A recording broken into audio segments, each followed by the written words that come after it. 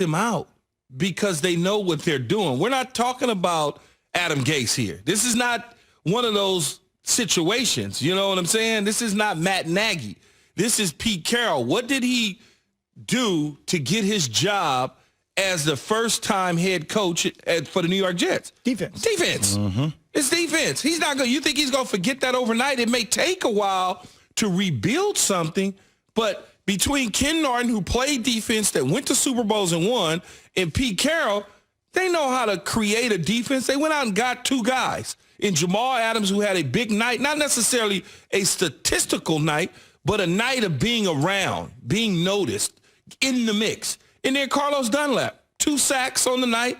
He did his job. He did exactly what they thought he would do when they went out and acquired him from the Cincinnati Bengals. And I think people get lost in, oh, their defense is so bad. Look what the Buffalo Bills did to them. They got shredded. This team did. Just chill. Kansas City's defense was not great last year. Toward the end of the season, they became one of the better defenses in the National Football League. And I think over time, Seattle's defense will get better.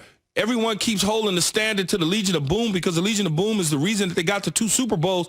It has shifted since then. It shifted to a heavy pass run-oriented offense until they started to get a running game going like they did last night. Now, every time I look up, it seemed like they was putting a different running back in, and it may have not been the case, but I saw Carlos Hyde. I saw Bo Scarborough. I'm like, where did Bo? I haven't seen Bo since Alabama. Yeah, I haven't seen Bo since Alabama. Where did he come from? And then all of a sudden you think about Keyshawn didn't play. Rashad Penny, the guy they drafted out of San Diego State towards ACL a year or so ago, he'll be coming back. So you start to get playmakers and players back. Plus, when you go back and you look at the first victory against Arizona had against Seattle, it wasn't like Arizona. They won in overtime. So whatever little mistakes that Seattle made to lose that football game, they're going to correct those mistakes. And they did it, and you saw the results last night. I mean, Mighty Mouse threw some incredible passes when you think about it. I mean, he has some big boy throws. He has dimes. And when you think about Kyler Murray, obviously him getting out of the pocket and creating all those rushing yards, Key, throughout the course of a game, like that's a differentiator, especially considering, the way they run the ball, being one of the best run offenses there is in the league. But last night, Murray rushed 5 times for 15 yards. So the Dr. Jekyll, Mr. Hyde defensively for Seattle, watching that game and watching the way they played last game, which they played better defensively, if they keep trending in this direction, is this a Super Bowl team? Is this a team that can win the Super Bowl if their defense plays the best it can be with having Mr. Unlimited on their team as well, not turning the ball over? No, absolutely they are a contending Super Bowl team. They've been that way, along with Tampa Bay, New Orleans, Seattle, the Rams. Those are the kind of teams that's kind of hovering around. Arizona's not a Super Bowl contender. They just not. And I understand the people in the Red Sea out in Arizona, they're going to attack me on Twitter and all the other stuff. I get it. I understand. Shut up, Keyshawn. You don't know what you're talking about. It's not a Super Bowl team. They're a good team that can win a few games, and that's what they are. They are that. And I think when you look at it, Are they the Houston Rockets of the NFL?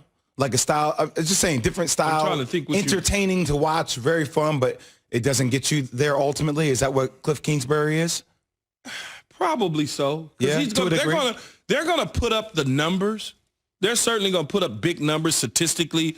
That's what the air raid offense, that's just what they do. They're running the ball much better. They were dead last 2 years ago. They were 10th a year ago. Now they're number 1 in the league. So they're running the ball better. It's a different type of run. It's the RPO game opposed to a traditional running game with a one-back set or a fullback in front of them or a tight end in front of them. It's different. But to your point, though, Jay, they bottled up Kyler Murray. They kind of kept him in the pocket to a degree when he wanted to throw the football. Now, he dropped some dimes a couple times with people in his face. I don't know how the hell he did it. That's the magical part of who he is, so that makes you like him, because it's like he got hit. He got sacked one time by Bobby Wagner coming through the gut. He got hit, not sacked, but he delivered the football to the tight end. I'm like, damn, how did he do that? But he knew where to throw the ball to. The tight end ran underneath it, got him down to the goal line. They punched it in, they scored. And that's what it was. But he couldn't do it on a consistent basis because they bottled him up. Key, I was going to say real quick, one of the things you've always said about Kyler Murray is just, all right, wait until he gets hit. I saw him get hit last night. And it wasn't pretty when he took a hit, a really big hit, right? And you saw, obviously, the shoulder was somewhat injured throughout the course of the game. I feel like he played with it, still play with it. But I guess, when he starts to get into a quarterback that way. Like, here's what I'm going to ask you, Slug. RG3, what did everybody say about him? Oh, he's great. Oh, wait till somebody get a hold of him. Yeah.